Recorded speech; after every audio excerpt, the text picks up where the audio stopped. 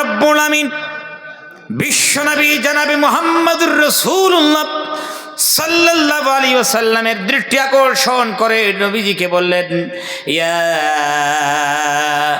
আইয়ুহান নাবিয়্যু ইন্না আরসালনাকা শাহিদাও ওয়া মুবাশশিরাও ওয়া নাযীরা ওয়া দা'iয়ান ইলাল্লাহি বিইذনিহি ওয়া সিরাজাম মুনীরা। আল্লাহু আকবার। আল্লাহ রাব্বুল আমিন নবীজিকে বললেন, ইয়া আইয়ুহান নাবিয়্যু, ওয়া নবীজি ইন্না আরসালনাকা শাহিদাম ওয়া মুবাশশিরাও ওয়া নাযীরা। নবীজি দুনিয়াতে আপনাকে পাঠাইলাম সাক্ষীদাতা বানাইয়া পাঠাইলাম, নবীজি মুবাশশির বানাইয়া পাঠাইলাম, নবীজি খুশখবরি দেনেওয়ালা বানাইয়া পাঠাইলাম। আপনি মানুষকে গুড নিউজ আপনি দিবেন। নবীজি মানুষ যখন হকের পথে আসবে, ইনসাফের দিকে আসবে, ন্যায়ের উপর প্রতিষ্ঠিত থাকবে, মানুষ যখন মনুষ্যত্বর দিকে এগিয়ে আসবে, সামাজিকতার দিয়ে যখন আসবে, নবীজি ওই সমস্ত মানুষকে আপনি জান্নাতের খুশখবরি দিয়ে দিবেন। জোরে কান সুবহানাল্লাহ। ও নবীজি, নাজির আপনাকে নাজির বানাইলাম, বৃত্তি প্রদর্শনকারী আপনাকে বানাইলাম। নবীজি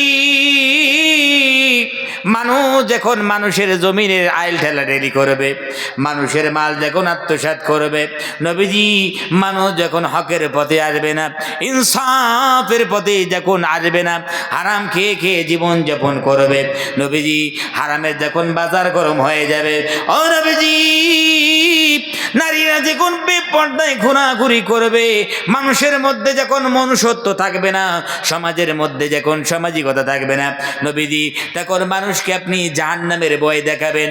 ডে অফ জাজমেন্টে, কিয়ামতের ময়দানে, কঠিন মুসিবতের দিন রব্বুল আলামিনের সামনে দাঁড়াইয়া সারা জীবনের হিসাবগুলো বুঝাইয়া দিতে হবে। নবীজি মানুষকে আপনি ভয় দেখাবেন।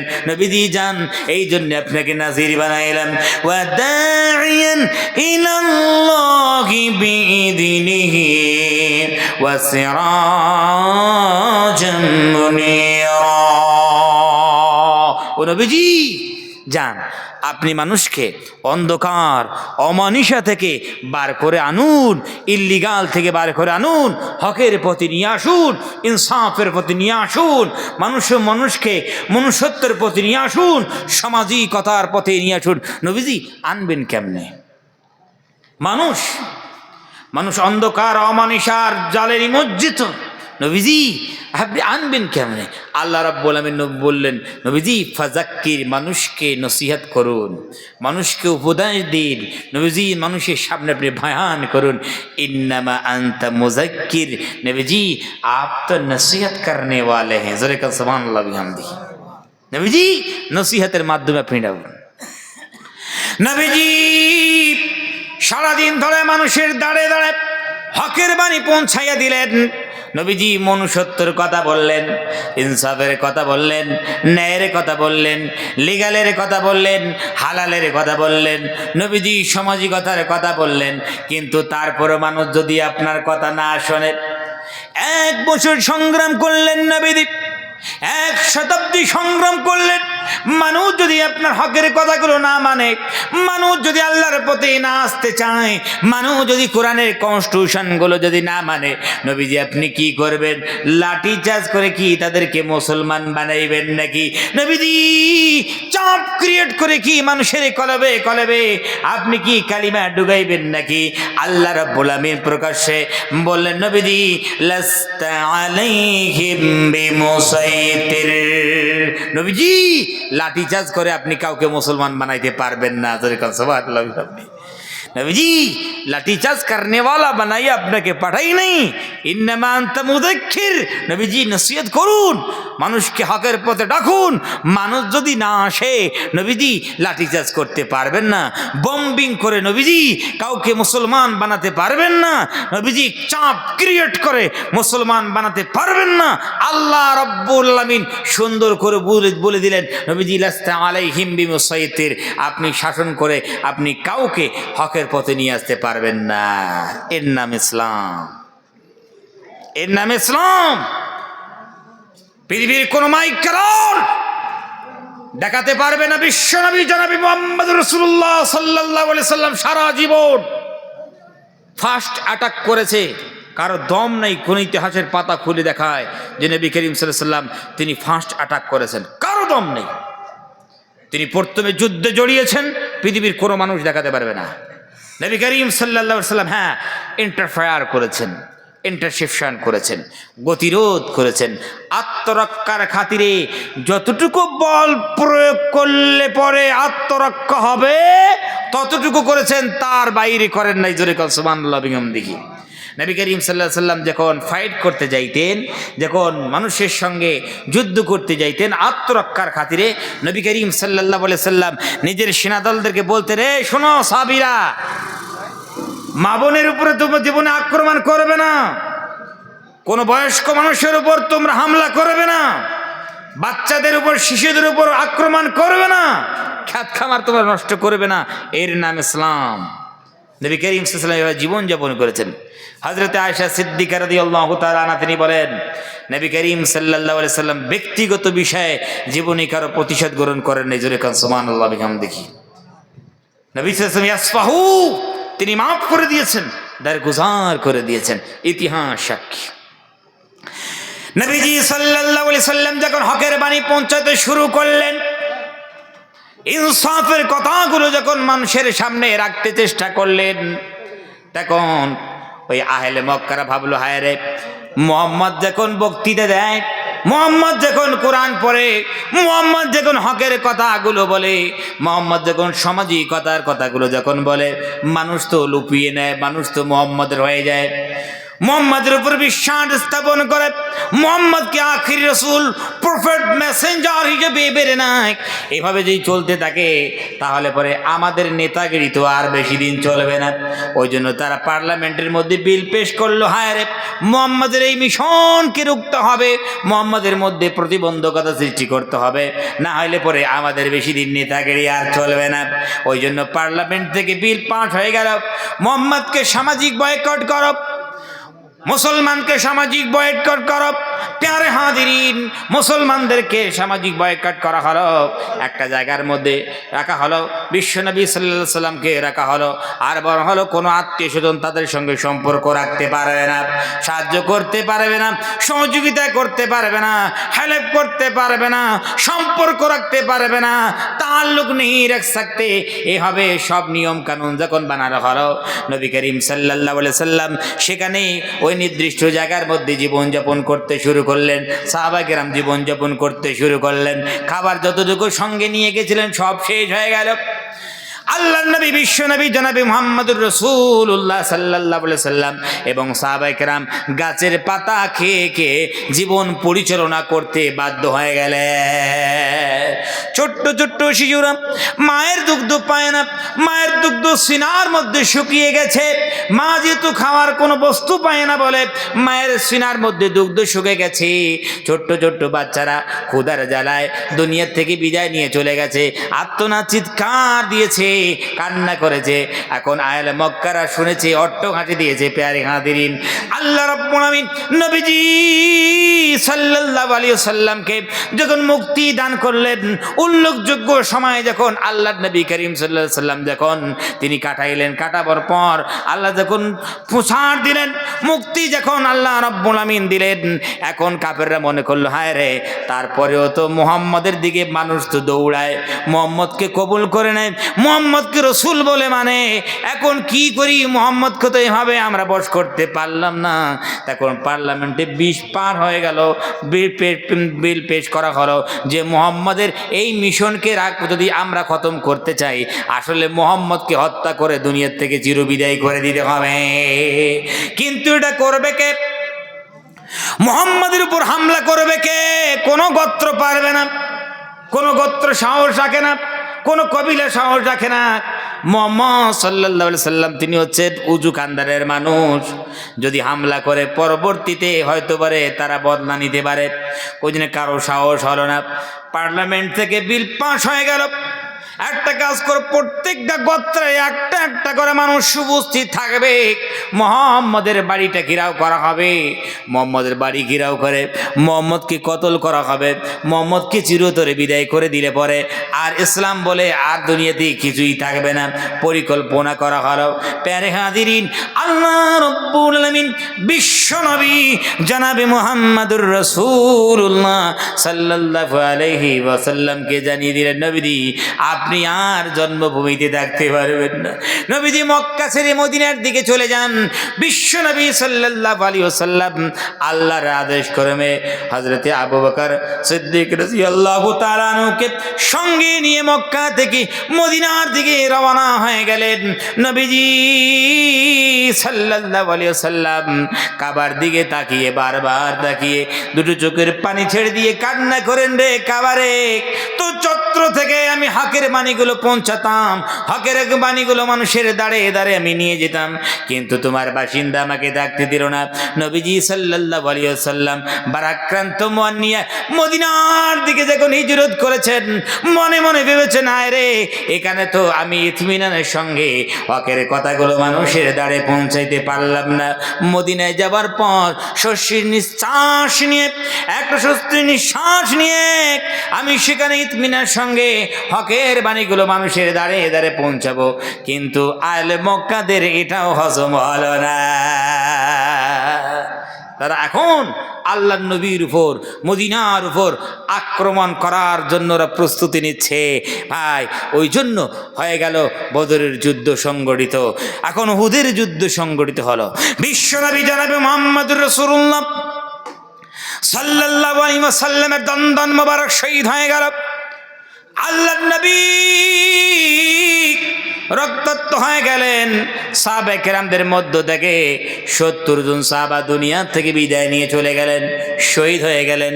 প্যারে হাজিরিন, নবী করিম সাল্লাল্লাহু আলাইহি ওয়াসাল্লাম কষ্ট পাইলেন। আল্লাহ রাব্বুল আলামিন নবীজিকে বললেন, নবীজি আপনি কত সংগ্রাম করলেন, নিজের দেশ ছেড়েছেন, নবীজির উহুদের যুদ্ধ করলেন, নবীজি বদরের যুদ্ধে আপনার দন্দন মোবারক শহীদ হয়ে গেল, এত সংগ্রাম আপনি করলেন নবীজি, আমি রব্বুল আমিন আপনাকে সারপ্রাইজ দিয়েছি নবীজি। এই দেশ থেকে আপনি চলে এসেছেন, আমি রব্বুল আমিন আপনাকে বলি, ইন্না ফাতাহনা লাকা ফাতহাম মুবিনা।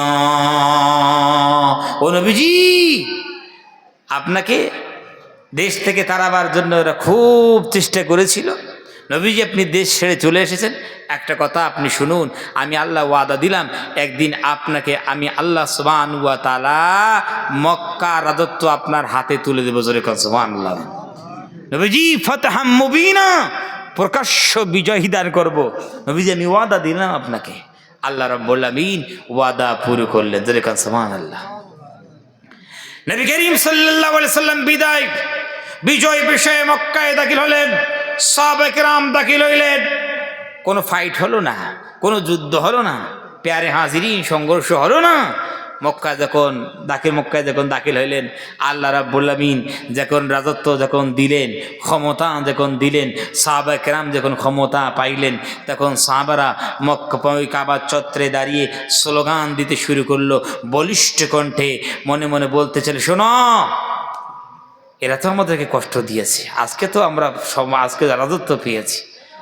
সাহাবায়ে কেরাম বলিষ্ঠ কণ্ঠে তারা স্লোগান দিতে লাগলো, শোনো, আমাদেরকে সামাজিক বয়কট করেছ, জুলুম অত্যাচার স্টিমুলার আমাদের উপর চালিয়েছ, নির্মম জুলুম অত্যাচার তোমরা আমাদের উপর করেছো, আমাদের নবীর দন্দান মুবারক শহীদ করে দিয়েছো, নবীকে রক্তাক্ত করে দিয়েছো, বদরের যুদ্ধ পর্যন্ত তোমাদের কারণে সংগঠিত হয়েছে। তোমরা জানো আজকে কোন দিন? তোমাদের খেয়াল আছে? রাজত্ব আমাদের হাতে, তোমরা কত আমাদেরকে কষ্ট দিয়েছো, এখন জানবে আজকে কোন দিন। স্লোগান দিল আলিয়াউম ইয়ামুল মালহামা। এ মক্কার বাসিন্দারা তোমরা শোনো, আজকে প্রতিশোধ নেওয়ার দিন, আজকে বদলা নেওয়ার দিন, আজকে রক্তক্ষয়ের দিন। এক ফোঁটা রক্ত যদি শরীর থেকে জমিনে পড়েছে তারও আমরা আজকে বদলা নেব। আজকের দিনটাই হলো রক্তক্ষয়ের দিন। নবী করিম সাল্লাল্লাহু আলাইহি ওয়াসাল্লাম যখন এই স্লোগান শুনতে পেরেছেন, নবীজি বললেন, সাহাবারা উত্তেজিত হইও না। কি স্লোগান দাও তোমরা তো মুসলমান, কি স্লোগান দাও? তোমরা বলছো আজকে নাকি প্রতিশোধ গ্রহণ করার দিন, আজকে নাকি বদলা নেওয়ার দিন। কি বলো? নবী করিম সাল্লাল্লাহু আলাইহি ওয়াসাল্লাম স্লোগান তৈরি করলেন, সাহাবারা তোমাদের স্লোগান চলবে না। নবীজি সাল্লাল্লাহু আলাইহি ওয়াসাল্লাম স্লোগান তৈরি করলেন আলিয়াউম ইয়ামুল মারহামা। হে সাহাবারা, আজকে কোনো রক্তক্ষয়ীর দিন নয়, আজকে কোনো বদলা নেওয়ার দিন নয়। হে সাহাবারা, আজকে কোনো রক্তক্ষয়ীর দিন নয়। তোমরা শোনো, আজকের দিন হলো ক্ষমা করার দিন। জোরে কোন সুবহানাল্লাহ। আজকে মাফ করার দিন, আজকে ক্ষমা করার দিন। আলিয়াউম ইয়ামুল মারহামা, আজকে রহম করার দিন। যারা শত্রুতা করেছে তাদেরকে মাফ করার দিন, যারা জুলুম অত্যাচার করেছে তাদেরকে মাফ করার দিন। আজকে কোনো বদলা নেওয়ার দিন নয়। এর নাম ইসলাম। জোরে কন্না সুবহানাল্লাহ বিহামদিহি। এর নাম ইসলাম। প্যারে হাজিরিন, আপনাদেরকে একটা কথা বলতে চাই, আল্লাহ নবী যে ক্ষমতা পেয়েছেন, যদি বলুন তো আল্লাহ নবী যদি কোনো মানুষের দিকে যদি এভাবে একটু ইশারা করতেন, গর্দান পড়তে কি দেরি হইতো? আজ রাজত্ব আল্লাহর নবীর হাতে, ক্ষমতা আল্লাহর নবীর হাতে। নবী করিম সাল্লাল্লাহু আলাইহি সাল্লাম উদারতা ভালোবাসা দিয়ে তিনি ইসলাম প্রচার করলেন। জোরে কন্না সুবহানাল্লাহ। ওয়ামা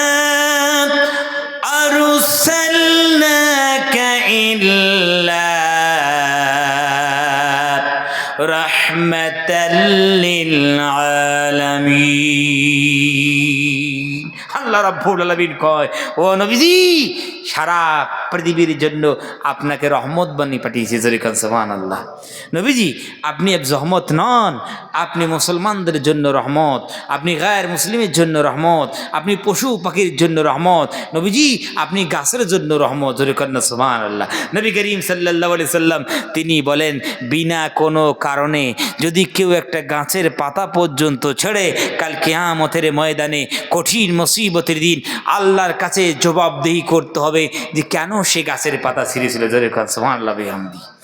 আখিরি রাসূল, প্রফেট, মেসেঞ্জার, বার্তাবাহক বিশ্বনবী জনাবে মুহাম্মদ রাসূলুল্লাহ সাল্লাল্লাহু আলাইহি ওয়াসাল্লাম। আসুন এই আল্লাহর নবীর চরিত্রগুলো জীবনে ইমপ্লিমেন্ট করি, আল্লাহর নবীর চরিত্রবান হই।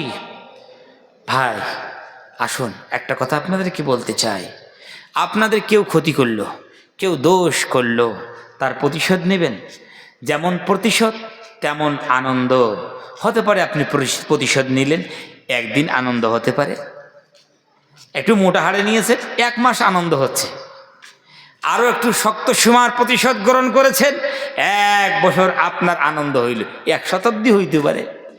একটা কথা আপনাদেরকে বলে যায়, প্রতিশোধ নেওয়ার আনন্দ 1 দিন থাকে, 1 মাস থাকে, 1 বছর থাকে, 1 শতাব্দী থাকে, কিন্তু মাফ করার আনন্দ আজীবন পাওয়া যায়। জোরে কন্না সুবহানাল্লাহ বিহামদিহি। এটা কলিজার মধ্যে ঢোকেন না, ঢোকে না। মাফ করুন, ক্ষমা করুন। কসম খোদার প্যারে হাজিরিন, যে যারা শত্রুতা তোমার করলো একদিন আসে পায়ে পড়বে, ঠিক কিনা? জোরে খান। ওই জন্য আসুন বিশ্বনবী সাল্লাল্লাহু আলাইহি ওয়াসাল্লামের চরিত্রবান হয়ে যায়। গোটা বিশ্বের প্রত্যেকটা মানুষের কলবে কলবে আমরা রাজত্ব করতে পারবো। জোরে কর, ঠিক কি রে? যদি ওই চরিত্র যে জীবনে ইমপ্লিমেন্ট করতে পারি, ওই চরিত্র যে চরিত্রবান হতে পারি, ভাই আমাদের ফাতা আসবে, বিজয় আসবে, প্যারে হাজিরিন কামিয়াবি আসবে। আমরা সাকসেসফুল হব যদি আমরা আল্লাহর নবী সাল্লাল্লাহু আলাইহি ওয়াসাল্লামের চরিত্রবান হতে পারি। ওই জন্য আসুন আল্লাহ সুবহানাহু ওয়া তাআলার শুকরগুজার বান্দা হই, আল্লাহ রাব্বুল আমিনের ইবাদত করি, আল্লাহর নবীর চরিত্র দিয়ে নিজের জীবন গড়ি। আমরা তো আল্লাহর ইবাদত করতে চাই না, অথচ আল্লাহ রাব্বুল আমিন এত নিয়ামত দিলেন। পৃথিবীর কোনো মানুষ যদি বলে ভাই সাইকেলের স্ট্যান্ডটা তুলুন, মোটর সাইকেলের স্ট্যান্ডটা তুলুন, এখন আমরা দেখি ও সর্বনাশ সত্যি রে, মোটর সাইকেলের স্ট্যান্ডটা তুলি দেয়, তখন তুলি দিয়ে কি করে থ্যাংক ইউ দাদা ভালো থাকেন ধরে ঘন্টে কী রে, সাইকেলের স্ট্যান্ড তুলে দিলে তার জন্য থ্যাংক ইউ বললাম, ভালো থাকেন বললাম। কিন্তু আল্লাহ রাব্বুল আমিন এত দিনই নিয়ামত দিচ্ছেন, এত এহসান তিনি করছেন, কোনোদিন মসজিদে যে আল্লাহকে বলছি আল্লাহ থ্যাংক ইউ জীবনে বলতে পারলাম না। মানুষ আবার আল্লাহ রাব্বুল আমিন বলছে বান্দা তোমাদেরকে ইজ্জত দিলাম, সম্মান দিয়েছি, সব কিছু দিয়েছি।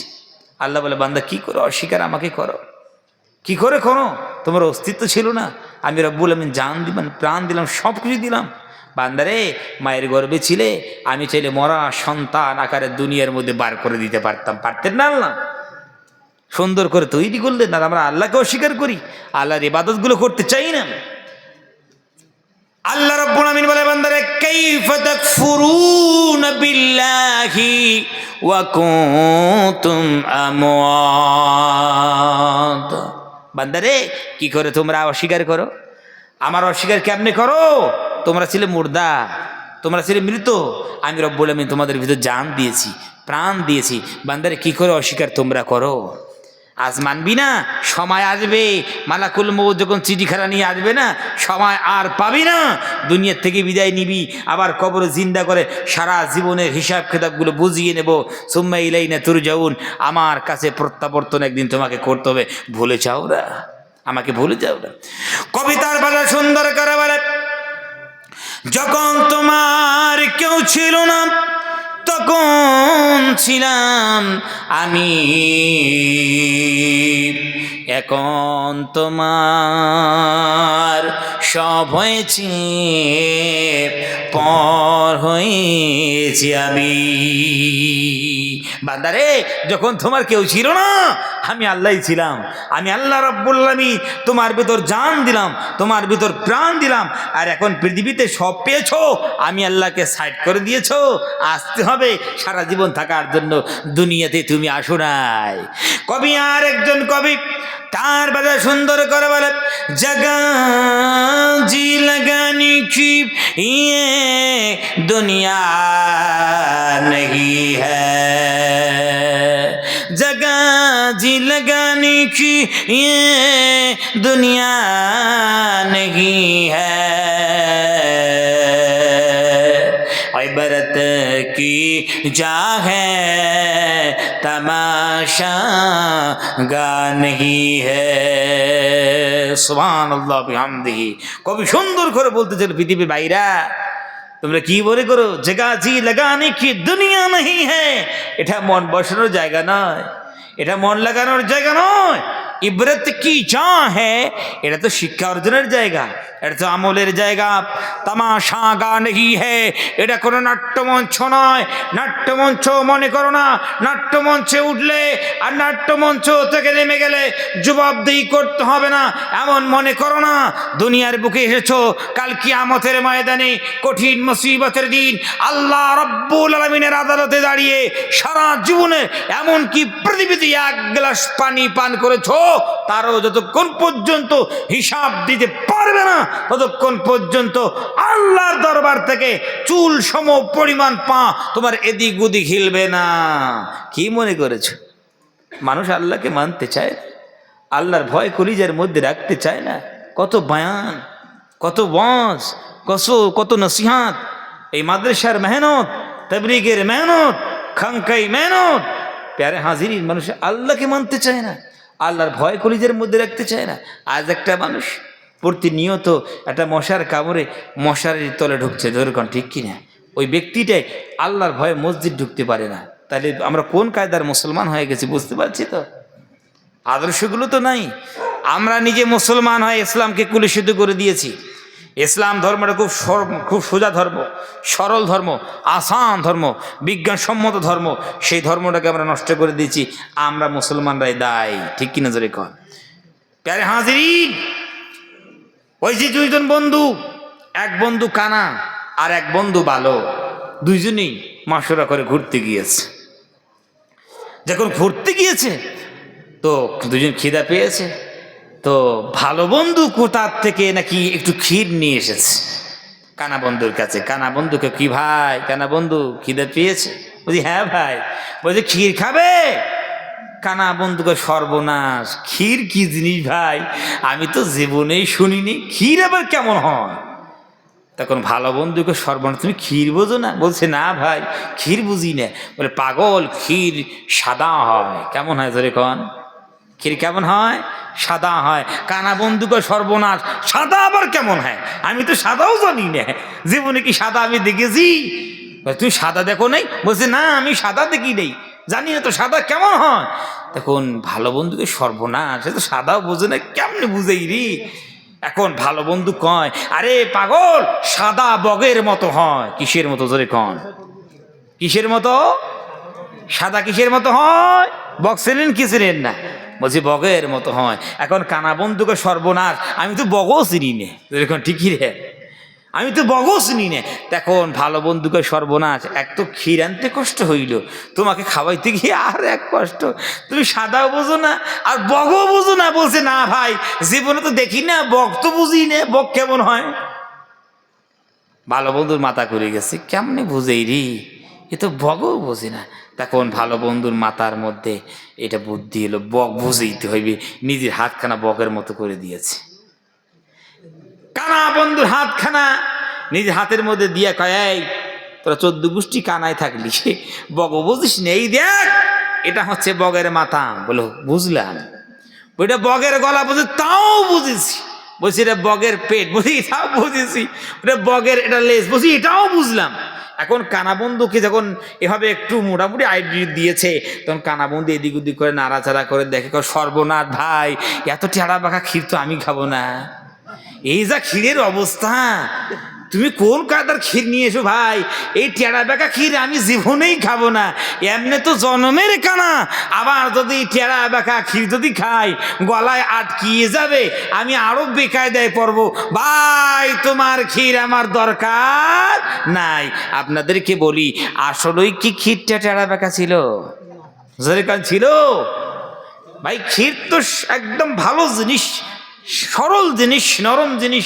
টেরা বেঁকা করলো কে? কে করেছে? এই ভালো বন্ধু করেছে, ঠিক কিনা জোরে কন? ও ক্ষীরটাকে বুঝাইতে বুঝাইতে এমন জায়গায় পৌঁছাইয়ে দিয়েছে, একদম টেরা বেঁকা করে দিয়েছে। এখন কানা বন্ধু কবুল করার জন্য রাজি নয়, জোরে কন ঠিক কি রে? আমরা মুসলমানরা শুনুন, আর দিন ইসরুন, দিন সোজা, দিন সরল, সিরাতে মুস্তাকিম, সিধা রাস্তা। সর্বপ্রথম আমরা মুসলমানেরা নিজেকে মুসলমান বলে দাবি করেছি, মুসলমানের কাণ্ডারি হিসেবে প্রকাশ করেছি। দিয়া চুরি করলাম, ডাকাতি করলাম, জেনা করলাম, ব্যভিচার করলাম, লুটপাট করলাম, জমিনের আইল ঠেলাঠেলি করে মানুষের মাল আত্মসাৎ করলাম, জনগণের মাল আত্মসাৎ করলাম, জুলুম অত্যাচার করলাম, নালারিরা বেপর্দায় ঘোরাঘুরি করলো, করে ইসলাম ধর্মটাকে সারা বিশ্বে কুলুসুতি করে তুলি ধরলে, এই দেখো আমাদের ইসলাম ধর্ম, ধরে ঠিক কিনা? এখন মানুষ কয় সর্বনাশ, এই ধর্ম জীবন দরকার নাই, ঠিক কিনা ধরে কম? আমরা ধর্ম নিজের ব্যবহারে, নিজের চরিত্রে, নিজের ক্যারেক্টারে আমরা নিজের ধর্মটাকে জিলাপির প্যাচের মতো আঁকা বাঁকা করে সারা বিশ্বে আমরা তুলে ধরেছি, যেরকম ঠিক কিনা? দোষটা কার? আমাদের, ঠিক না ভাই? আমাদের দেশ, আমাদের দোষ। আমরা নিজের চরিত্রকে ঠিক করতে পারিনি, আমরা চরিত্রবান হতে পারিনি। আল্লাহ রাব্বুল আমিন খুব রাগ করছেন, আল্লাহ রাব্বুল আমিন খুব অভিমান করেছেন, খুব গুসা করেছেন, দিয়ে আমাদেরকে ধমক দিচ্ছেন রব্বুল আলামিন, বান্দারে নিয়ামত খাইবি, আমার জমিনের উপরে তোমরা থাকবে, আসমানের নিচে থাকবে, আমার হাওয়া বাতাস খাবে, আমার নিয়ামত উপভোগ করবে, আর আমার ইবাদত ভালো না লাগে, আমার দাসত্ব পছন্দ না হয়, রব্বুল আলামিন তিনি খুব রাগ করেছেন। হুজুর বুঝলেন কেমনে আপনি? আল্লাহ রাগ করেছেন, আল্লাহ অভিমান করেছেন। আল্লাহ রাব্বুল আমিন কোরআন কারীমের আয়াত নাযিল করেছেন, আমাদের দিকে তাকিয়ে রব্বুল আমিন বলেন, ইয়া মা'শারাল জিন্নি ওয়াল ইনস إن استطعتم أن تنفذوا من أقطار السماوات والأرض فانفذوا لا تنفذون إلا بسلطان الله أكبر আল্লাহ রাব্বুল আমিন ডাক দিয়ে বলে ইয়া মাশারাল জিন্নি ওয়াল ইনস জিন্নাত বোঝেন কি বুঝেন না আপনারা জিন বোঝেন জিন আল্লাহ রাব্বুল আমিন ডাকছেন ইয়া মাশারাল জিন্নি ওয়াল ইনস জিন মানে হচ্ছে জিন্নাত বলে হুজুর আমরা ভয় পাই জিন্নাতের কথা কন না ওয়াল ইনস মানে মানুষ হে জিন্নাতের দল হে মানুষের দল আমার জমিনের উপরে থাকো আমার ইবাদত যদি ভালো না লাগে আমার আসমানের নিচে তোমরা থাকো আমার দাসত্ব যদি পছন্দ না হয় আমার হাওয়া বাতাস তোমরা খাও আমার উপাসনা যদি করতে মন না চায় আমার নামাজ যদি পড়তে মন না চায় আমার রোজা করতে যদি মন না চায় আমার নবীর সুন্নাত যদি তোমাদের পছন্দ না হয় ইনস্তাতাতুম শক্তি যদি তোমাদের থাকে চলো জমিন আসমান থেকে তোমরা বার হয়ে চলে যাও তোমরা আসমান থেকে বার হয়ে চলে যাও মিনাক্তারিস সামাওয়াতি ওয়াল আরদ জমিনের প্রান্ত ছেড়ে তোমরা চলে যাও আসমানের প্রান্ত ছেড়ে তোমরা চলে যাও জমিনে তোমরা আর থাকবে না আসমানের নিচে তোমরা থাকবে না জমিন আসমান খালি করে ফানফুজু গেট আউট এখান থেকে তোমরা বার হয়ে চলে যাও এটা আল্লাহ রাব্বুল আমিনের কথা জান যে সূরা রহমানে খুলে দেখুন তো আল্লাহ রাব্বুল আমিন কি ধমক দিলেন আমাদেরকে ভালো না লাগে ফানফুজু গেট আউট আমার ইবাদত আমার যদি ভালো না লাগে আমার দাসত্ব পছন্দ না হলে কিসে আমার জমিনের উপরে থাকবে তুমি আমার হাওয়া বাতাস খাবে আমি আল্লাহ সুবহানাহু ওয়া তাআলার নিয়ামত ভোগ করবে আর আমার ইবাদত করবে না চলো এখান থেকে বার হয়ে চলে যাও একজন ব্যক্তি হাত তুলেন তো বলে ঠিক আছে হুজুর আমরা জমিন আসমানে থাকবো না তাহলে জমিন আসমান বার হয়ে চলে যাব আল্লাহর ইবাদত করতে হবে না এমন একটা জায়গায় যাব হাত তুলেন বলে হুজুর নাসার বিজ্ঞানীদের সঙ্গে একটু মশলা করি একটা রকেট ভাড়া করব ওই রকেটটা একদম পুরো আমাদের যা সামানপত্র লাগে সবগুলো রকেটের মধ্যে দিয়ে একবার এই রকেট আমাদের টেক আপ করবে জমিন থেকে জমিন আসমান সব ভেদ করে দিয়ে একটা জায়গায় রেখে দিয়ে চলে আসবে আমরা ওখানে থাকবো আল্লাহর ইবাদত করতে হবে না আল্লাহ রাব্বুল আমিন বলে বান্দারে তুমি কি জমিন ছেড়ে পালাবে তুমি কি আসমান ছেড়ে পালাবে বান্দারে তুমি কি জমিনে আর থাকবে না বান্দারে তুমি কি আসমানের নিচে তুমি কি থাকবে না জমিনের প্রান্ত ছেড়ে কি তুমি চলে যাবে বান্দারে আসমানের প্রান্ত ছেড়ে কি তুমি চলে যাবে বান্দারে কোন জায়গায় তুমি পালাবে কোন জায়গায় তুমি চলে যাবে তোমার ধারণা অনুযায়ী তোমার রকেট তোমার জমিন থেকে যখন টেক আপ করবে তোমার ধারণা অনুযায়ী জমিনের প্রান্ত ছাড়বে বান্দারে আসমানের প্রান্ত ছাড়বে এই রকেটটা তোমাদেরকে জমিন ছেড়ে আসমান ছেড়ে কোন জায়গায় ল্যান্ডিং করবে পৃথিবীর বান্দারে এই রকেট যেই জায়গায় ল্যান্ডিং করবে সেই জায়গায় আমি রব্বুল আলামিনের রাজত্ব লা তানফুজুনা ইল্লা বিসুলতান পৃথিবীর বান্দারা কোথায় পালাবে জমিন ছেড়ে পালাবে আসমান ছেড়ে পালাবে শোনো যেই জায়গায় পালাবে সেই জায়গা তো আমার হুকুমত লা তানফুজুনা ইল্লা बिसुल्तान मेरी सल्तनत है मेरी हुकूमत के बाहर तुम नहीं जा सकते পাবে না আমার রাজত্বের বাইরে তোমরা যেতে পারবে না আমার হুকুমতের বাইরে তোমরা যেতে পারবে না এত কড়া ভাবে রব্বুল আমিন তিনি আমাদের ধমক দিলেন তারপরেও আমাদের বুঝেই আসে না জোরে কোন ঠিক খিদে ওই জন্য প্যারে হাজিরিন আর আমরা নাফরমানি করব না আল্লাহর দাসত্ব করব আল্লাহর গোলামি করব আল্লাহ সুবহানাহু ওয়া তাআলা রাজি খুশি হবেন আসুন কোরআনের পথে আসুন ঈমানের পথে আসুন সুন্নতের পথে আসুন এভাবে জীবন যাপন আমরা করব যেন দুনিয়ার থেকে বিদায় নেই ইমানদার হয়ে বিদায় নেই কি হাজরে কোন ইমানদার হয়ে ঈমানের পথে অবিচল থেকে আমার মরণ যেন হয় ঈমানের পথে অবিচল থেকে আমার মরণ যেন হয় জোরে করে আল্লাহুম্মা আমিন আমার প্যারে হাজিরিন আসলে ইমানের পথে, হ্যাঁ ইমানের পথে আমরা থাকতে পারবো, লাঞ্ছিত হব না, বঞ্চিত হব না, আমাদের পদস্খলিত হবে না। হ্যাঁ যদি কি করি, আমরা যদি কোরআন ও হাদিসের উপরে থাকতে পারি। নবী করিম সাল্লাল্লাহু আলাইহি ওয়াসাল্লাম, ভাই সময় খুব কম, অনেক সময় আপনাদেরকে নিয়েছি, আর একটু যদি সময় দেন বা স্যার কিছু বিশ্লেষণ করে তারপর এখান থেকে বিদায় নেব, দিবেন ইনশাআল্লাহ? প্যারে হাজিরিন, তো দুনিয়ার থেকে আমরা বিদায় নেব, কোরআনের পথে থাকতে হবে, ইমানের পথে থাকতে হবে। নবী করিম সাল্লাল্লাহু আলাইহি সাল্লাম দুনিয়ার থেকে যখন বিদায় নিচ্ছেন, সাহাবায়ে কেরাম শুনেছেন যে আল্লাহ নবী আর থাকবেন না। সাহাবায়ে কেরামদের মন খারাপ, হায় রে আল্লাহ নবী চলে গেলে কার কাছে যে আমরা সমস্যাগুলোর সমাধান নিয়ে চলে আসবো, কার কাছে সমস্যাগুলোর হল করে নিয়ে আসবো, আল্লাহ নবী থাকবে না। নবী করিম সাল্লাল্লাহু আলাইহি ওয়াসাল্লাম সাহাবায়ে কেরামের দৃষ্টি আকর্ষণ করে বলতে চাইলেন, সাহাবারা রে, আমি দুনিয়ার থেকে বিদায় নেব, একবার ইয়তীম বানাইয়া তুমি বিদায় নেব না। সাহাবারা, দুনিয়ার থেকে বিদায় নেব, কিন্তু দুটো জিনিস তোমাদের মাঝে ছেড়ে দেব। তারাকতু ফীকুম আমরাইন, আমার সাহাবারা, দুটো জিনিস তোমাদের মাঝে ছেড়ে দিয়ে আমি চলে যাব। সাহাবারা, যতদিন পর্যন্ত ওই দুটো জিনিস তোমরা আঁকড়িয়া ধরবে, জীবনে তোমরা লাঞ্ছিত, বঞ্চিত, পথভ্রষ্ট হবে না। জোরে কোন সুবহানাল্লাহ। এক নম্বর কিতাব আল্লাহ রাব্বুল আলামিনের কিতাব, নম্বর 2 সুন্নাত রাসূলুল্লাহ সাল্লাল্লাহু আলাইহি ওয়াসাল্লাম, বিশ্বনবী জনাবে মুহাম্মদুর রাসূলুল্লাহ সাল্লাল্লাহু আলাইহি ওয়াসাল্লামের সুন্নাত। যতদিন পর্যন্ত উম্মতে মুসলিমা এই দুইখানা জিনিস ধারণ করেছিল, আল্লাহ রাব্বুল আলামিন তাদের হাতে রাজত্ব দান করেছিলেন। জোরে কোন সুবহানাল্লাহ। আমার শোনাচ্ছেন ভাইরা, আপনাদেরকে বলতে চাই, কোরআন থাকবে যেই জাতির কাছে, কোরআন থাকবে যেই সমাজের মধ্যে, সেই জাতি হতভাগা হবে, লাঞ্ছিত হবে, বঞ্চিত হবে, অপমানিত হবে, বদনসিব হবে না। না, সেই জাতি তো বদনসিব হবে না। আল্লাহ রাব্বুল আলামিন নবীজি সাল্লাল্লাহু আলাইহি ওয়াসাল্লামের দৃষ্টি আকর্ষণ করে বলেন, ফামান তাহা মা আনজালনা আলাইকাল কুরআন লিতাশকা। ও নবীজি,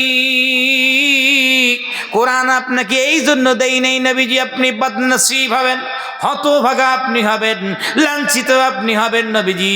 ও নবীজি, কোরআনের জন্য টেনশন হবে নবীজি, চিন্তা হবে, এই জন্য কোরআন দেই নেই। আল্লাহ রাব্বুল আলামিন বলেন, ফামান তাবিআ হুদায়া ফালা খাউফুন আলাইহিম ওয়ালা হুম ইয়াহজানুন। আল্লাহ রাব্বুল আলামিন সুন্দর করে ডাক দিয়ে কয়, যারা কোরআন ব্যক্তিতে মানবে, সমাজে মানবে, পরিবারে মন মানবে, যেই ব্যক্তির মধ্যে কোরআন থাকবে, যেই পরিবারের মধ্যে কোরআন থাকবে, যেই সমাজের মধ্যে কোরআন থাকবে, ফামান তাবিআ হুদায়া ফালা খাউফুন আলাইহিম ওয়ালা হুম ইয়াহজানুন, সেই ব্যক্তির মধ্যে, পরিবারের মধ্যে, সমাজের মধ্যে কোনো টেনশন থাকবে না, কোনো ভয়ও থাকবে না। জোরে কোন সুবহানাল্লাহ। ফালা খাউফুন আলাইহিম ওয়ালা হুম ইয়াহজানুন, চুরি ডাকাতির ভয় কোনো থাকবে না, মানুষের জমিনের আল ঠেলাঠেলি কোনো ভয় থাকবে না, মানুষের মালের আত্মসাতের কোনো ভয় থাকবে না, মানুষের উপর জুলুম অত্যাচার করবে এই ভয় থাকবে না। মা প্যারে হাজিরিন, যদি কোরআন থাকে, আর বলেছে টেনশনও থাকবে না। ভাইয়েরা আমার, টেনশনও থাকবে না, কেমনে বুঝবেন? কোরআন কারীম সমাজের ভিতরে থাকলে সমাজটা স্বর্ণে রূপান্তরিত হবে, টেনশন কোনো থাকবে না। প্যারে হাজিরিন, এক্সাম্পল দিলে বুঝতে পারবেন। আল্লাহ রাব্বুল আলামিন একজনকে লক্ষ লক্ষ কোটি কোটি টাকা আল্লাহ সুবহানাহু ওয়া তাআলা দিয়েছেন। এই ব্যক্তি লক্ষ লক্ষ কোটি কোটি টাকা পেয়ে নিজের কন্যা সন্তানের বিবাহ দিচ্ছে। 5 কিলোমিটার পর্যন্ত লাইটিং করলো, 5 কিলোমিটার পর্যন্ত রেড কালিং বিছাইলো, এত আত্মীয় স্বজনকে ইনভাইট করলো, মেহমান এলো, আত্মীয় স্বজন এলো, এই বিবাহে কমস কম লক্ষ লক্ষ টাকা ব্যয় করলো। কেউ বা কোটি কোটি টাকা শেষ করে দিল, টাকা আছে বলে লক্ষ লক্ষ টাকা শেষ করে দিল। কিন্তু গ্রামে এমন একজন মানুষ, গরিব মানুষ, টাকা নাই, পয়সা নাই, তার একটা মেয়ে আছে, তার বিবাহ শাদী হয় না। এখন স্বামী স্ত্রী যখন রাত্রে ঘুমায়, ঘুমার টেনশনে ঘুম আসে না, কান্না করতে করতে বালিশ ভিজাইয়া যায়। আল্লাহ রাব্বুল আমিন বলে, বান্দারে কান্না করতে হবে না। আল্লাহ সুবহানাহু ওয়া তাআলা এত সুন্দর একটা সিস্টেম জারি করলেন, বান্দারে তোমাকে টাকা দিলাম বলে তুমি 5 কিলোমিটার পর্যন্ত লাইটিং করলে, রেড কারিং বিছাইয়া দিয়া মেহমানদারি তুমি করলে, কোটি কোটি টাকা তুমি শেষ করলে, নষ্ট করলে রে বান্দারে। কিন্তু আমার সেই বান্দার সে মেয়ের বিবাহ হয় না, টাকা নেই পয়সা নেই বলে, মেয়ের বয়স হয়ে যাচ্ছে, টেনশনে ঘুম আসে না। আল্লাহ রাব্বুল আমিন সিস্টেম জারি করলেন, বান্দারে শতকরা 2.5 টাকার হিসাবে যত টাকা পয়সা তোমাকে দিয়েছি ওই টাকা থেকে যাকাত বার করে এই গ্রামে যতগুলো মেয়ে আছে যাদের বিবাহ শাদী হয় না, পয়সা বানে, বান্দারে তাদের বিবাহ শাদীর বন্ধ ব্যবস্থা করে দেওয়া তোমার উপর ওয়াজিব হয়ে গেছে। জোরে কান সুবহানাল্লাহ। বান্দারে ইহসান নয়, অনুগ্রহ নয়, তোমার উপর কর্তব্য, তোমার কর্তব্য, তোমার দায়িত্ব তোমার উপর ওয়াজিব হয়ে গেছে, ফরজ হয়ে গেছে। জোরে কান সুবহানাল্লাহ বিহামদি। এর নাম ইসলাম। বলেন তো ভাই, এই নিয়ম থাকলে আরো টেনশন থাকবে? টেনশন থাকবে। ওই জন্য তো বলা হয়েছে টেনশন থাকবে না, কোনো টেনশন থাকবে না। প্যারে হাজিরিন, কিছুই খাবো না, ভালো হয়ে গেছে জি ইনশাআল্লাহ। আল্লাহ সুবহানাহু ওয়া তাআলা কত সুন্দর সিস্টেম জারি করলেন। আল্লাহ রাব্বুল আমিন টাকা পয়সা দিয়েছেন, 1 তলা 2 তলা 10 তলা বাড়ি করেছে। আল্লাহ রাব্বুল আমিন টাকা পয়সা দিয়েছেন 10 তলার উপর সুন্দর করে, এত সুন্দর বাসস্থান তৈরি করলো। আমার প্যারে হাজিরিন, সুন্দর করে জীবন যাপন করে। কিন্তু গ্রামের কত মানুষ আছে খোলা আকাশের নিচে জীবন যাপন করছে, তেমন কোনো বাড়ি ঘর নাই।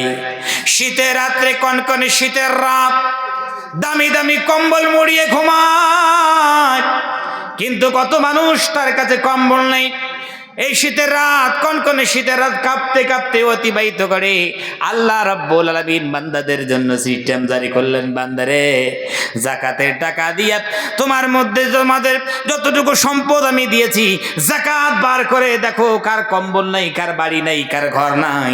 বান্দারে ওই সমস্ত বান্দাদেরকে খুঁজে খুঁজে বার করে বাড়ি তৈরি করে দেওয়া এবং তাদের জন্য থাকার ব্যবস্থা সুন্দর করে দেওয়া তোমার উপর ওয়াজিব হয়ে গেছে। জোরে কান সুবহানাল্লাহ। বান্দারে টাকা পয়সা দিয়েছি, নিজের ছেলেকে সুন্দর জায়গায় তুমি ভর্তি করেছো, অ্যাডমিশন করে নিজের ছেলেকে হাই এডুকেটেড বানাইলে, কিন্তু পাশের বাড়ির একটা গরিব লোকের ছেলে টাকা নাই পয়সা নাই বলে জেহেন ভালো পড়তে পারে না। প্যারে হাজিরিন, আল্লাহ রাব্বুল আমিন সিস্টেম জারি করলেন, বান্দারে যত টাকা তোমাকে দিয়েছি 2.5 টাকা শতকরা 2.5 টাকার হিসাবে যাকাত বার করো। আর দেখো গ্রামের কোন কোন ছেলেপেলেরা পড়তে পারে না, টাকা নাই বলে তাদের পড়াশোনার ব্যবস্থা করে দেওয়া বান্দা তোমার উপর ওয়াজিব হয়ে গেছে। জোরে কান সুবহানাল্লাহ। এর নাম ইসলাম। আমরা সেই ইসলামকে বলে গেছি। কত সুন্দর ইসলাম। এভাবে ইসলামের প্রত্যেকটা নীতি নিয়ম আল্লাহর কসম বলি কম্প্যাটেবল, সুইটেবল, কত মানুষের জন্য উপকারী। প্যারে হাজিরিন, আপনাদেরকে বলতে চাই যে আসুন ইসলামের পথে আমরা আসি। শয়তান শুরু করেছে সুদ ব্যবস্থা। কি ব্যবস্থা? জোরে কন, জোরে কন, কি ব্যবস্থা? সুদ। আর আল্লাহ রাব্বুল আমিনের নীতি হচ্ছে যাকাত ব্যবস্থা। কি? জোরে কন। সুদ বুঝেন আপনারা? যাকাত বোঝেন? বুঝতে হবে না, আপনাদেরকে একবার সরল ভাষায় বুঝিয়ে দেই। সুদ ব্যবস্থা হচ্ছে ধনীরা ধনী হবে আর গরিবরা গরিব হয়ে দুনিয়া থেকে বিদায় নেবে। জোরে কোন ঠিক কিরা? এর নাম সুদ। ধনীরা ধনী হবে আর গরিবরা পিষ্ট হয়ে দুনিয়ার থেকে বিদায় নেবে, গরিব যে গরিব হবে। আর যাকাত হচ্ছে আল্লাহ রাব্বুল আমিন ধনীদেরকে যা দিয়েছেন ওরাও খাবে আর তাদের থেকে গরিবরাও পাবে। সুবহানাল্লাহ খান। তাই বলেন এভাবে যদি সমাজটা যদি চলে, আপনাকে যদি 1-2 একটা এক্সাম্পল দিলাম, সমাজটা কি ভাই সোনা রূপান্তরিত হবে না? সোনায় রূপান্তরিত হবে না? সমাজের মধ্যে চ্যান সুগুন থাকবে কি থাকবে না? অবশ্যই থাকবে। প্যারে হাজিরিন, আসুন এভাবে সমাজ গড়ি, এভাবে সুন্দর একটা সমাজ আমরা আগামী ফিউচারে আমরা ছোট্ট ছোট্ট বাচ্চাদের লালন পালন করছি, তাদেরকে উপহার আমরা দেব। আগামী প্রজন্মের জন্য সুন্দর একটা সমাজ আমরা উপহার দিয়ে দুনিয়া থেকে বিদায় নেব। এই কথা হলো। আর একটা কথা বলে আপনাদের থেকে বিদায় নেব। নবী করিম সাল্লাল্লাহু আলাইহি সাল্লাম সুন্নত সম্বন্ধে দুই একটা কথা বলে বিদায় নেব। নবী করিম সাল্লাল্লাহু আলাইহি সাল্লাম যার সুন্নতকে আমরা ফলো করব, যার আদর্শবান হব, তার সম্পর্কে আল্লাহ রাব্বুল আলামিন কি বলছেন? নবীজি সাল্লাল্লাহু আলাইহি সাল্লামকে বলতেছেন, নবীজি পৃথিবীর কোনো কলেজ থেকে, কোনো ইউনিভার্সিটি থেকে, কোনো মাদ্রাসা থেকে, কোনো স্কুল থেকে, কোনো সুপ্রিম কোর্ট থেকে নবীজি আপনাকে গুড ক্যারেক্টারের সার্টিফিকেট নেওয়ার দরকার নাই। আমি রব্বুল আলামিন, আমি আরশের মালিক, আমি ইনসান তৈরি করেছি, আমি জানি কার ভিতর কি চরিত্র আছে। আল্লাহ রাব্বুল আমিন নবীজি সাল্লাল্লাহু আলাইহি সাল্লামের দৃষ্টি আকর্ষণ করে বলেন, নবীজি ওয়া ইন্নাকা লাআলা খুলুকিন আযীম। ও নবীজি, আপনি মহান চরিত্রের উপর প্রতিষ্ঠিত আছেন। সুবহানাল্লাহ। পৃথিবীর কোনো নেতা খেতা আপনার চরিত্রের সামনে দাঁড়িয়ে আপনার চরিত্রের মোকাবেলা করতে পারবে না। প্যারে হাজিরিন, একেবারে অন্তিম সময় আপনাদেরকে বলতে চাই, আল্লাহ রাব্বুল আলামিনের পরে আমাদেরকে চরিত্র সম্পর্কে ভালো কে জানে? জোরে কোন তো, কে জানে? নিজের স্ত্রীরা জানে। জোরে কোন, ঠিক না? আমাদের চরিত্র সম্পর্কে ভালো জানে নিজের স্ত্রীরা। ওই জন্য তো স্ত্রীর সামনে আমাদের পাওয়ার খাটে না। খাটে? জোরে কোন, পাওয়ার খাটে না। এই জন্যই খাটে না, কেন? চরিত্র সম্পর্কে ভালো জানে। প্যারে হাজিরিন, বুলেট গাড়ি নিয়ে সকালবেলা বার হয়েছে, পুরো গ্রাম ঘুরেছে, এলাকা ঘুরেছে, যেদিকে যায় সেদিকে মানুষ কেউ, স্যার কেমন আছেন স্যার, ঠিক কি না? আবার কেউ, স্যার আসুন স্যার, টাকান স্যার, অমুক স্যার, তমুক স্যার, স্যার নমস্কার, আসসালামু আলাইকুম, ঠিক কি রে? পুরো এলাকা ঘুরলে শুধু স্যার আর স্যার, শতবার স্যার আর স্যার। এই স্যারে যখন বাড়িতে যায়, মোটর সাইকেলে যখন মনে করুন গেটের সামনে দাঁড় করে একবার দুবার যদি হুঁসিল দেয়, ঘর থেকে একটা আওয়াজ, কি ব্যাপার, মাথার তার ফারগুলো সব ছিঁড়ে গেছে নাকি? ঠিক কি রে? নিজের স্ত্রী আওয়াজ, স্ত্রী জীবনে স্যার বলবে না। ওই জন্য আমরা স্যারও বুঝে গেছি যে দরকার নাই ভাই, মোটর সাইকেল দূরে দাঁড় করে রেখে দিয়ে ছোট গেট দিয়ে ঢুকো, বড় গেট খুলে নিজে ভালো জায়গায় পার্কিং করে ঘরের মধ্যে যাও। এখন এই স্যারে যদি ঘরের মধ্যে যাইয়া যদি একটু মনে করুন গরম মেজাজে একটু চা চায়, জীবনে কি চা পাবে? জীবনে পাবে? এক গ্লাস চা আমাকে দাও, জীবনে পাবে? জীবনে বউ হারাম হয়ে যাবে, জীবনে চা পাবে না। হ্যাঁ, নরম মেজাজে চাইলে কিন্তু একটু আশা করা যায়। ঠিক কি রে আমার ভাই? সারা গোটা এলাকার মানুষ স্যার বলতে পারে, স্ত্রী স্যার বলবে না। স্ত্রী জানে যে কোন কায়দার স্যার। যেরকম ঠিক কি রে? বলে হুজুর আমরা এত দুর্বল কেন স্ত্রীর সামনে? এই জন্যে আমরা দুর্বল যে আমাদের চরিত্র সম্পর্কে স্ত্রীরা ভালো করে জানে যে আমরা কোন কায়দার স্যার, ঠিক কি না? ওই জন্য আর আমাদের সেখানে পাওয়ার খাটে না। আমরা বলি দরকার নাই ভাই, আমাদের যা চরিত্র, এই চরিত্র যদি একবার ফাঁস করে দেয় মুশকিল হয়ে যাবে। ওই জন্য আমরা খুব মাথা আনত করে থাকি, কিছু কথা বলি না। প্যারে হাজিরিন, আমাদের স্ত্রীদেরকে কেউ জিজ্ঞেস করুক তো যে সলিমউদ্দিনের আব্বার ব্যবহার কেমন? বলে সর্বনাশ, আমার মতো মেয়ে বলেই তো এতদিন ঘর সংসার করলো। জোরে কর, ঠিক কি না? অন্য মেয়ে হলে কতদিন এদেরকে জেলের ভাত খাওয়াইতো। আসলে আমাদের চরিত্রটা ভালো না। একজন সাহাবী হযরত আয়েশা সিদ্দিকা রাদিয়াল্লাহু তাআলা আনহার কাছে এসে জিজ্ঞেস করছে যে দেখি আল্লাহর নবীর চরিত্রটা কেমন, একটু জিজ্ঞেস করে দেখি ওনার চরিত্র কেমন ছিল। ঘরের বাইরের চরিত্র সম্পর্ক তো আমরা জানি, ঘরের ভিতরের চরিত্র তো আমাদের জানা নাই। ওই জন্য জিজ্ঞেস করছে, কাইফা কানা খুলুকু রাসূলিল্লাহি সাল্লাল্লাহু আলাইহি ওয়াসাল্লাম, বিশ্বনবী জনাব মুহাম্মদুর রাসূলুল্লাহ সাল্লাল্লাহু আলাইহি ওয়াসাল্লামের চরিত্র কেমন ছিল? হযরত আয়েশা সিদ্দিকা রাদিয়াল্লাহু তাআলা আনহা তিনি বললেন, আলাস্তা তাকরাউল কোরআন? হে সাহাবী, আল্লাহর নবীর চরিত্র সম্পর্কে জিজ্ঞেস করতে এসেছো, তুমি কি কোরআন পড়ো না? তুমি কি কোরআন স্টাডি করো না? তুমি কি কোরআন তরজমা করো না? তুমি কি কোরআন ব্যাখ্যা করো না? তিনি বললেন, বালা উম্মুল মুমিনিন, আমি কোরআন পড়ি, কোরআন স্টাডি করি, কোরআন তরজমা করি, সব করি। তিনি বললেন, শোনো, যদি কোরআন পড়ো, কোরআন স্টাডি করো, কোরআন যদি তরজমা করো, শুনে রেখে দাও, বিশ্বনবী জনাবে মুহাম্মদুর রাসূলুল্লাহ সাল্লাল্লাহু আলাইহি ওয়াসাল্লামের চরিত্র পুরো কোরআনুল কারীম, জোরে কান সুবহানাল্লাহ। কোরআনিয়াত আর বাস্তবে তার ভিন্ন এমন নয়। নবী করিম সাল্লাল্লাহু আলাইহি ওয়াসাল্লামের চরিত্র এমন, ভিতরেও যেমন বাইরেও তেমন, কোরআনে যেমন বাস্তবে তেমন, জোরে কান সুবহানাল্লাহ বিহামদিহি। নবী করিম সাল্লাল্লাহু আলাইহি ওয়াসাল্লাম স্বামী হিসেবে উত্তম চরিত্রের স্বামী ছিলেন, রাষ্ট্রনায়ক হিসেবে উত্তম চরিত্রের রাষ্ট্রনায়ক ছিলেন, আর পিতা হিসেবে উত্তম চরিত্রের একজন পিতা ছিলেন। প্যারে হাজিরিন, ওই জন্য হযরত আয়েশা সিদ্দিকা রাদিয়াল্লাহু তাআলা আনহা তিনি বলছেন, আমাদের বাড়িতে তেমন কোনো খাট পালং ছিল না, কিন্তু ঘরটা যেন জান্নাতি মহব্বত দিয়ে ভরা ছিল, জোরে কান সুবহানাল্লাহ। আর আমাদের এখানে সব আছে, কিন্তু কি নেই? শান্তি নেই, মহব্বত নেই, ঠিক কি না? শুধু আমাদেরকে হুজুর হ্যাঁ এই টাকা আছে, পয়সা আছে, এত টাকা কামাই করি, সব আছে, শান্তি নেই, একটু তাবিজ দেন, জোরে কান, ঠিক কি রে? কি চায়? তাবিজ দেয়। মানুষ করে হুজুর ব্যবসা বাণিজ্য করি, টাকা যে কোন দিকে যায়, টাকাগুলো থাকে না, কি করে বুঝে আসে না, একটু এমন তাবিজ দেন যদি আল্লাহ আমাকে মালদার বানিয়ে দেয়। প্যারে হাজিরিন, সত্যি করে যদি এমন পৃথিবীর তাবিজ থাকতো, আপনাদের এই মুয়াজ্জিন সাহেব, মনে করেন ইমাম সাহেব ক টাকা বেতন দেন, যা বেতনের অবস্থা। এখন আবার যে সিস্টেম চালু হয়েছে, মুয়াজ্জিন আর ইমাম সাহেব হালখাতা করে বেতন তোলে, কিছু করার নেই, হালখাতা করতে হচ্ছে। যদি সত্যিকারে যদি টাকা পয়সা যদি এরকম তাবিজ থাকতো যে মানুষ তাবিজ দিলেই বা তাবিজ তৈরি করলেই মনে করুন মালদার হয়ে যাবে, তো এই মনে করুন যত বেলডাঙ্গার মৌলানা মুফতি আছে সব মাদ্রাসা বাদ দিয়ে সব তাবিজ লিখতো, আর একটা মুকেশ আম্বানি তৈরি হতো, জোরে কোন ঠিক কি রে? আর তাবিজ নিতে এসে আমাদের কাছে, আমরা সব বেতন তুলছি কত কষ্ট করে, আর তাবিজ আমাদের কাছে নিতে এসছে। প্যারে হাজিরিন, আপনাদেরকে ওই খামাখাওয়াগুলো করে লাভ নেই। কার কাছে আপনি শান্তির তাবিজ নিতে গিয়েছেন? শান্তির তাবিজ আপনাকে দিয়ে দিচ্ছে, একবার ব্যাকগ্রাউন্ডটা চেক করে দেখুন, 10 দিন বাড়ি যেতে পারেনি, ওর বাড়িতে এত ঝগড়া লেগেছে, ও 10 দিন বেচারা বাড়ি চাপতেই পারে না। ওর স্ত্রী বলেছে, মরা এবার যদি বাড়ি এসেছো, এই ঝাড়ু দিয়ে তোমাকে এমন পিঠানি দিব, জীবনে আর বাড়ি চাপতে পারবি না। ও জীবনে আর বাড়ি যায় না, এখন শান্তির তাবিজ বিক্রি করে বেড়াচ্ছে, জোরে কর ঠিক কি রে? প্যারে হাজিরিন, আসুন সুন্নাত দিয়া, কোরআন দিয়ে আমরা জীবনকে গড়াই। শান্তির জন্য তাবিজ নিতে হবে না, শান্তি এমনি আসবে, জোরে কোন ঠিক কি রে? শান্তি এমনই আসবে। তো আপনারা আসুন, স্বামীর যথার্থ হক স্ত্রীর আদায় করবে, স্ত্রীর যথার্থ হক স্বামী আদায় করবে।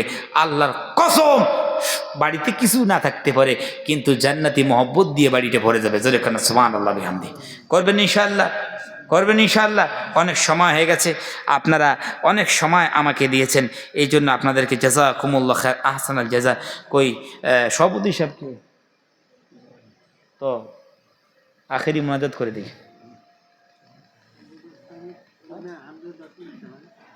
আরো 2-10 মিনিট, শানদার গজল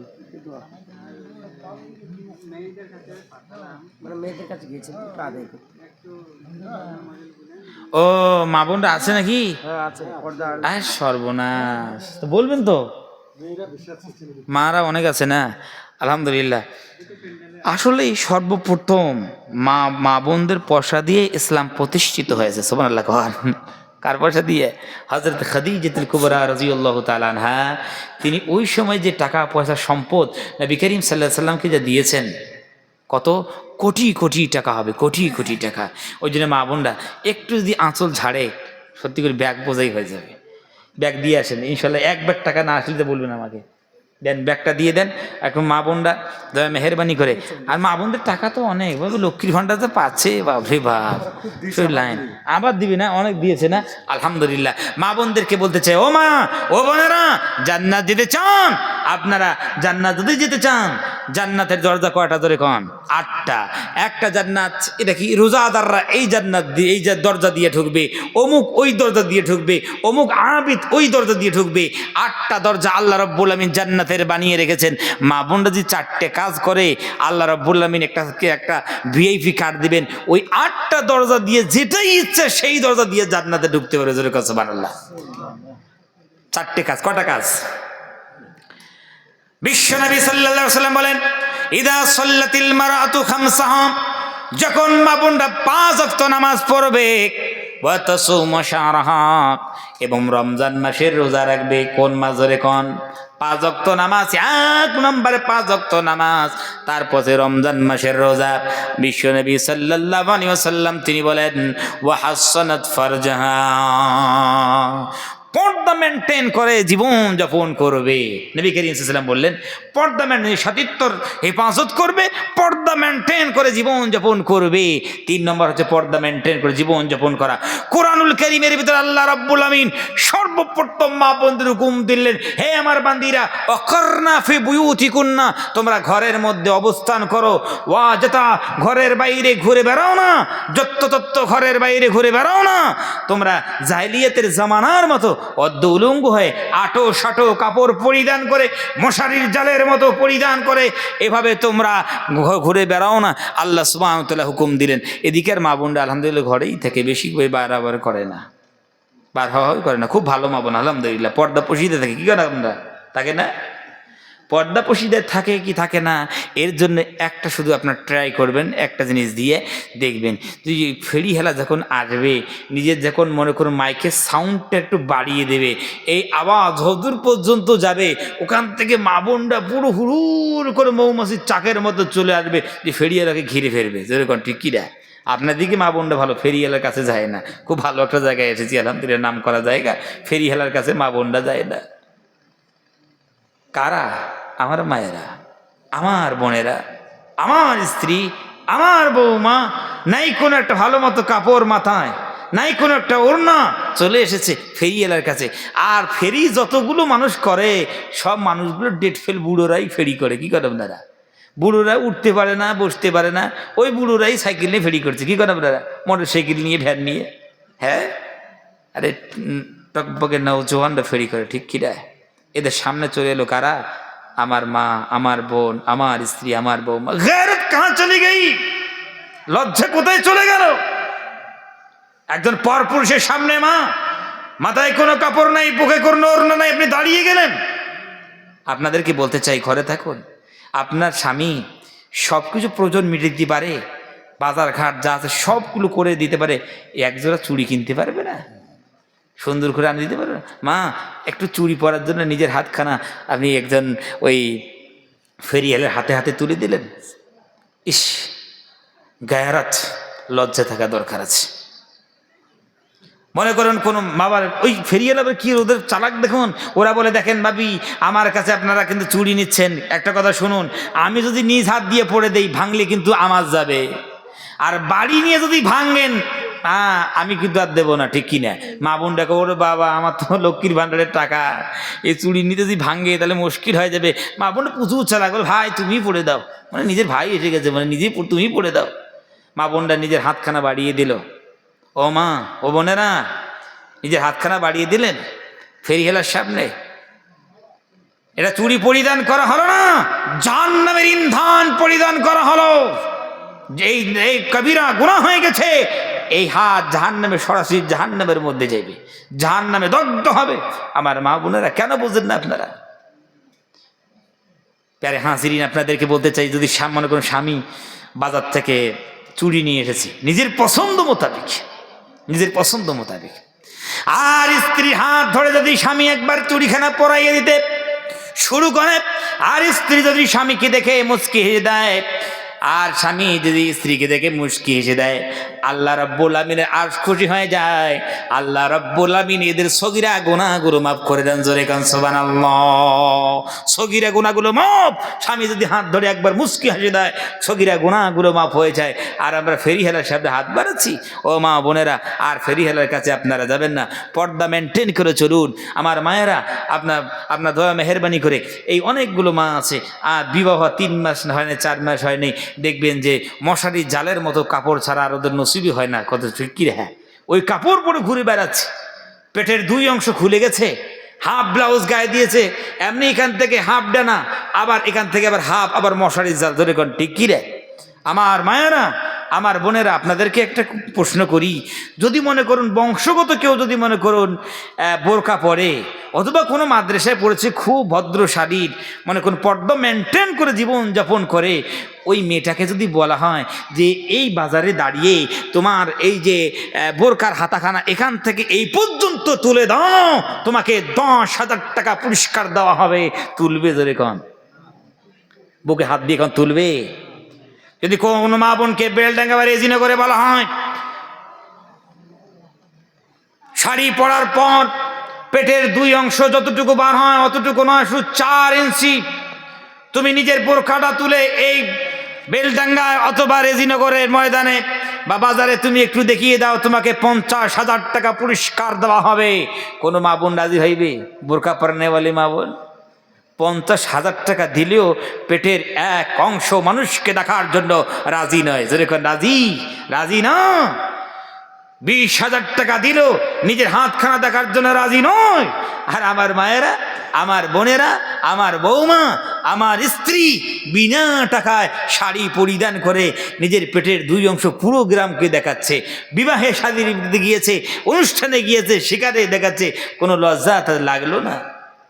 আমার মা ও বোনের একটা কথা বলি, পেটের 2 অংশ মানুষ দেখা দূরের কথা, নিজের যদি সন্তানও দেখে কাবিরা গোনা হবে, সন্তানের কাবিরা গোনা হয়ে যাবে মায়ের। ওই জন্য মাদেরকে বলছি, ও মা ও বোনেরা, আপনারা পর্দায় থাকুন, আপনারা পর্দায় থাকুন, আপনারা ঘরের রানী, পর্দা মেনটেন করে জীবনযাপন করুন, আল্লাহ ইজ্জত বাড়িয়ে দিবেন। মা বোনরা পর্দা মেনটেন করতে চায় না, মনে মনে মাথায় কাপড় দেব, ইজ্জত চলে যাবে, আভিজাত্য শেষ হয়ে যাবে, মানুষ মনে করবে এটা মনে হয় কমজোর খানদানের মেয়ে গো, ফকিরের মেয়ে, ফকির খানদানের মেয়ে, মাথায় কাপড় দিলে মনে করবে। ও মা, মাদার টেরিজা নাম শুনেছি, স্কুলের দেওয়ারে দেওয়ারে একটা বুড়ি দেখতে পাই সাদা একটা কাপড় দিয়া মাথায় এমন ভাবে রেখেছে চুল পর্যন্ত দেখা যায় না, মুস্কি হাসি দিয়ে সারা বিশ্ব রেকর্ড করলো। ও মা ও বোনেরা, মাথায় কাপড় দিল মাদার টেরিজা, তার সম্মান খাটলো না, ইজ্জত কম হলো না, আভিজাত্য নষ্ট হইল না, কমজোর খানদানের হইল না। আর আমরা আল্লাহর নবী সাল্লাল্লাহু আলাইহি সাল্লামের একটা সুন্নতকে মানবো, আমাদের আভিজাত্য শেষ হয়ে যাবে, আমাদের সম্মান চলে যাবে, ইজ্জত চলে যাবে, আমাদেরকে কমজোর খানদানের মানুষ বলবে। মা এমন নয়, আমি দেখেছি, আপনারা দেখেন যে হসপিটালে অনেকগুলো নার্স আছে যারা নার্সিং করছে, সেবা করছে, যত্ন করছে, তারা কিন্তু মাথার মধ্যে একটা ক্যাপ দেয়, যেরকম দেয় কি দেয় না, তাদের কিন্তু সম্মান কম হইল না। আর আমার মা বোনদের সম্মান কম হয়ে যাবে, মাথায় কাপড় দিবে, সম্মান চলে যাবে। ওই জন্য মা বোনদেরকে বলছি, মা ও বোনেরা, আপনারা পর্দায় আপনারা থাকুন। এখন আবার নতুন স্টাইল বার হয়েছে, একজন মনে করুন দাদি, বয়স মনে করুন 60 থেকে 70 হয়েছে, আর একজন মনে করুন সে নাতনি, বয়স হয়েছে 18 থেকে 20। ওই দাদি নিজে বুরকা পরে যায়, আর এই যে মনে করুন নাতনি, সে আবার সাধারণ কাপড়া পরে পরিধান করে যায়। যেরকম ঠিক কিনা, ওই দাদির দিকে কেউ তাকাবি না। প্যারে হাজিরিন, ওই ভাবনার জগতে ভাবি সমাজ এই অধপতনে কেন চলে গেছে? আসলে আমরা ইসলামিক কৃষ্টি কালচারগুলো ভুলে গেছি। তাহলে 1 নম্বর, মা বোনরা 5 ওয়াক্ত নামাজ পড়বে, রমজান মাসে রোজা রাখবে। এগুলো মা বোন দিল নাকি গো? এ তো মা বোনদেরই টাকা, এত কোচরা মোচরা সব পুরো একবারে। হ্যাঁ আলহামদুলিল্লাহ, মা বোনদের টাকা দেখলে কি আমরা তো বুঝতে পারি যে মা বোনরা দিয়েছে। হ্যাঁ আলহামদুলিল্লাহ। তো আপনাদেরকে বলতে চাই যে মা বোনরা 5 ওয়াক্ত নামাজ পড়বে, আর রমজান মাসে রোজা রাখবে, ওয়াহসানাত ফারজাহা, আর কি করবে? পর্দা মেনটেন করে জীবনযাপন করবে। 4 নম্বরটা হবে ওয়াতাত বালাহা, স্বামী যতক্ষণ পর্যন্ত শরীয়ত বিরোধী কোনো হুকুম দেবে না ততক্ষণ পর্যন্ত স্বামীর কথা মানবে। এই 4টা কাজ নবীজি সাল্লাল্লাহু আলাইহি সাল্লাম বলে, এই 4টা কাজ যদি কোনো মা বোন করতে পারে, 5 ওয়াক্ত নামাজ, রমজান মাসের রোজা, আর পর্দা মেনটেন করে জীবনযাপন, স্বামীর আনুগত্য যদি করে, বিশ্ব নবী সাল্লাল্লাহু আলাইহি সাল্লাম তিনি বলেন, 8টা জান্নাতের দরজার মধ্য থেকে যেটা ইচ্ছা সেটা দিয়া ওই আল্লাহর বান্দি জান্নাতের মধ্যে প্রবিষ্ট করতে পারবে। জোরে কোন সুবহানাল্লাহ। ও মা ও বোনেরা, আর একটা কথা আপনাকে বলে যাই, যদি স্বামী আপনাদের কথায় যদি আঘাত পেয়ে যায়, কলিজায় যদি ব্যথা লেগে যায়, কোনো ব্যবহারে কোনো কথায় যদি স্বামী কষ্ট পায়, কলিজার মধ্যে আঘাত পায়, এখন কি করবেন? স্বামীর কাছে মাপ চাইতে হবে। কোনো মা বোনের কথায় স্বামী আঘাত পাইল, কষ্ট পাইল, রাগ করল, অভিমান করল, গুসা করে বসে আছে। ওই মা বোন স্বামীর কাছে যেয়ে বলে, স্বামী গো, আমার কথায় আপনি কষ্ট পাইলেন, আমার কথায় আপনি ব্যথা পেয়েছেন, আমার কথায় আপনার কলিজায় আঘাত লেগেছে, দয়া মেহেরবানি করে আমাকে মাফ করুন, আমি ভুল করেছি, আমাকে ক্ষমা করুন, মাফ করে দেন। কিন্তু জোহরের সময় মাফ চেয়েছে, স্বামী মাফ করে নেই। এক বুক অভিমান নিয়ে বসে আছে, স্বামী মাফ করলো না। আসরের সময় ওই মা বোন আমার স্বামীর কাছে গিয়েছে, স্বামীকে যে বলে, স্বামী দয়া মেহেরবানি করে মাফ করে দেন, আজকের মতো মাফ করে দেন। স্বামী তারপরেও মাফ করে নেই। মাগরিবের সময় গেল, মাগরিবের সময় মাফ করলো না। ঈশার সময় গিয়েছে, ঈশার সময় মাফ চাইলো, স্বামী মাফ করে নাই। প্যারে হাদিরিন, বাড়ির সব লোক খাওয়া দাওয়া করার পর সব লোক ঘুমিয়ে গেছে। স্বামীও এক বুক অভিমান নিয়ে, গুসা নিয়ে, ব্যথা বেদনা নিয়ে শয়ন কক্ষে প্রবিষ্ট করে শয্যাতলে লুটিয়ে পড়ল। এখন স্ত্রী গুটি গুটি পায়ে স্বামীর কাছে চলে যায়, স্বামীর কাছে যায়, শিওরে দাঁড়িয়ে মহব্বতের সহিত হাতখানা ধরে স্বামীকে বলে, স্বামী গো, জোহরে গেলাম মাপ চেয়েছি, আপনি মাফ করেন নাই, আসরে মাপ চেয়েছি, মাফ করেন নাই, মাগরিবে গেলাম, মাগরিবেতে মাপ চাইলাম, মাফ করলেন না, ঈশার সময় আমি গিয়েছি, ও স্বামী আপনি মাফ করেন নাই। ও স্বামী, এখন দেখেন সবাই ঘুমিয়ে গেল, রাত গভীর হয়ে গেছে, নিশ্চয় আমি অপরাধ করেছি, আমার কথাটা বলা খুব ভুল হয়ে গেছে, আমার ব্যবহারটা খুব ভুল করে ফেলেছি, ও স্বামী দয়া মেহেরবানি করে আপনি মাফ করে দিন। স্বামীকে বারবার বলে, মা স্বামী আমাকে মাফ করে দিন। আর স্বামীকে বলতে চাই, স্বামী রাত গভীর হয়ে গেছে, আপনি যদি মাফ না করেন, লা আজু কুমাজান, রাত অতিবাহিত হয়ে যাবে, দুটো চোখের পাতা আমার এক হবে না, যতক্ষণ পর্যন্ত আপনি রাজি হবেন না, যতক্ষণ পর্যন্ত আপনি, ও স্বামী আমাকে মাফ করবেন না, আর আমি সারা রাত ঘুমাবো না। আমরা মনে করবো, হায় রে, এই স্ত্রী বারবার গিয়েছে, এই মা বোন নিজের স্বামীর কাছে বারবার মাপ চেয়েছে, জোহরে চেয়েছে, আসরে চাইলো, মাগরিবে চাইলো, ঈশার সময় চাইলো, আবার মাপ চাচ্ছে। এ মনে হয় একেবারে কমজোর মেয়ে, এর মনে হয় কোনো পাওয়ার নাই, এর মনে হয় কোনো শক্তি নাই, কমজোর খানদানের মনে মেয়ে, দুর্বল খানদানের মনে হয় মেয়ে, বারবার স্বামীর কাছে ক্ষমা চাইলো, ওর ইজ্জত চলে গেল, ওর সম্মান চলে গেল, ওর সম্মান হানি হলো, ইজ্জত শেষ হয়ে গেল। বিশ্বনবী জনাবে মুহাম্মদুর রাসূলুল্লাহ সাল্লাল্লাহু আলাইহি ওয়াসাল্লাম বলতে চান, হে আমার বান্দারা, হে আমার উম্মতিরা, তোমরা শোনো, বারবার মাপ চাইলো, বারবার স্বামীর কাছে গিয়েছে, মাপ চেয়েছে, তোমরা কি মনে করেছো ইজ্জত চলে গেছে? না না, একে সাধারণ তোমরা মহিলা মনে করো না। বিশ্বনবী জনাবে মুহাম্মদুর রাসূলুল্লাহ সাল্লাল্লাহু আলাইহি ওয়াসাল্লাম তিনি বলেন, নিসাউকুম মিন আহলিল জান্নাহ, হে পৃথিবীর আমার উম্মতেরা, সাধারণ মেয়ে তোমরা মনে করো না।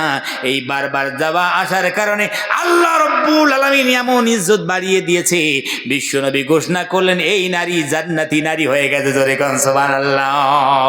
নিসাউকুম মিন আহলিল জান্নাহ, সাধারণ মেয়ে নয়, এটা তো জান্নাতের নারী, জান্নাতের রমণী। বারবার স্বামীর কাছে মাপ চাইলে ইজ্জত কাটে না, ইজ্জত নষ্ট হয় না, সম্মান কমে না, ইজ্জত আল্লাহ রাব্বুল আলামিন বাড়িয়ে দেন। আমার মা বোনেরা, দয়া মেহেরবানি করে আপনারা স্বামীর খেদমত করবেন, আর যত স্বামী আছেন আপনারা এখানে যথার্থ আপনার হক আদায় করে দেবেন ইনশাআল্লাহ সুবহানাহু ওয়া তাআলা।